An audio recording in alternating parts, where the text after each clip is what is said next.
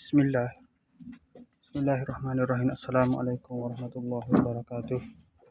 Jumpa lagi kita dengan saya. Hari ini hari Isnin.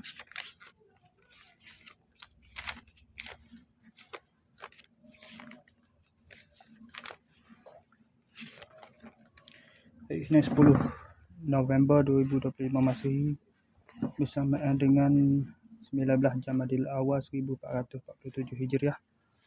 Okey, seperti biasa untuk video buat masa ni saya sekarang pukul 6.26 petang. Untuk video buat masa ni saya nak review bagai sampai tadi pada TikTok sekejap.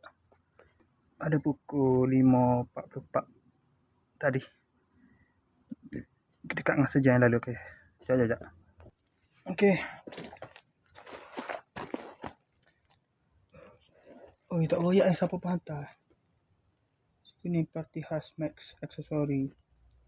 Parti khas ni penghantar Max aksesori apa ni? Parti hat Max aksesori bagi Cina juga. Yiwu daripada Yiwu ni. Kita tengok dalam rekod TikTok ah.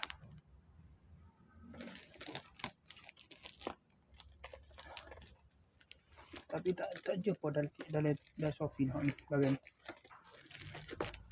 TikTok dia jual. Setakat ni TikTok dia jual bagian.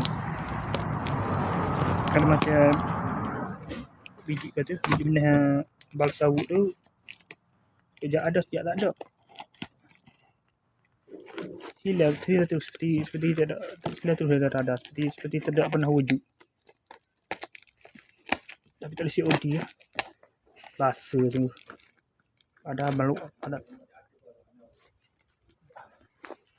Ada tangan dia tu meluah.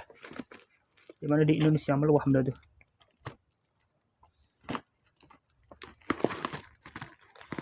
Balsawut tu.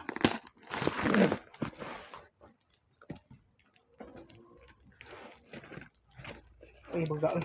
Moga ni. Sekejap. Okey, Umar yang lalu ni. Oh, begak ni. Ni ada di rumah. Ni kat rumah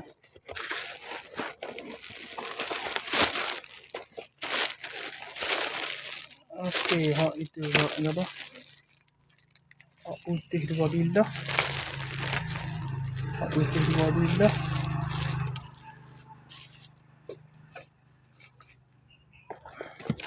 Hak hitam 2 bilah.